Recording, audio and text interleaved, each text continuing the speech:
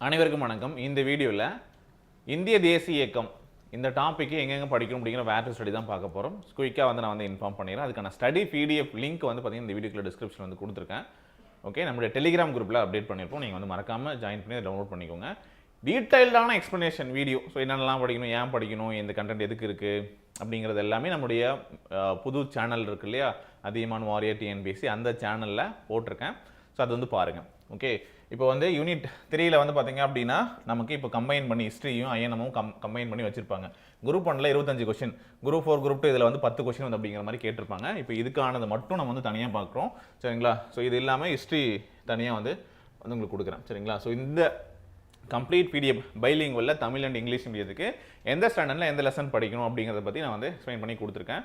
So இந்த பிடிஎஃபை download பண்ணி வச்சு உங்களுடைய ப்ரிப்பரேஷனுக்கு யூஸ் பண்ணிக்கோங்க.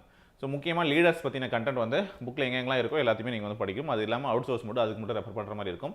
மற்றபடி இது போதும். இது இல்லாமல் பழைய புத்தகங்கள் ஓல்டு புக் அப்படின்னா 2017 எடிஷனில் போயிட்டு நீங்கள் என்ன பண்ணலாம், 10th 8th 12th இந்த புக்ஸில் வேணால் அடிஷனலான சோர்ஸ் வந்து நீங்கள் ரெஃபர் பண்ணுற மாதிரி இருந்தால் ரெஃபர் பண்ணிக்கலாம். மற்றபடி வந்து பார்த்திங்கன்னா நியூ சோர்ஸஸ் போதும். இது இல்லாமல் எக்ஸ்ட்ரா ரெஃபர் பண்ணுறதுக்கு வந்து பார்த்திங்க அப்படின்னா ஸோ நம்ம சமச்சீர் புத்தகங்கள் இருக்குது, அதனுடைய அடிப்படையில் தயாரிக்கப்பட்ட இந்த இந்திய தேசிய இயக்கம் புக்கில் வந்து நான் எல்லாமே டீட்டெயிலாக வந்து கொடுத்துருக்கேன். இந்த பிடிஎஃபில் என்னென்ன மாதிரியான லெசன்ஸ்லாம் படிக்கணும் அப்படின்னு சொல்லி போட்டிருக்கோமோ ஸோ அது எல்லாமே வந்து பார்த்திங்கன்னா தமிழ் அண்ட் இங்கிலீஷ் மீடியத்தில் இதுலேயே வந்து கொடுத்துருப்போம். சரிங்களா? ஸோ இந்த புக் உங்களுக்கு வந்து யூஸ்ஃபுல்லாக இருக்கும். இதை தவிர்த்து ஸ்கூல் புக் நான் வச்சுருக்கேன் சார், இதை படிச்சிட்டேன் அப்படிங்கிறவங்களுக்கு எக்ஸ்ட்ராவாக வந்து பார்த்திங்க அப்படின்னா நம்ம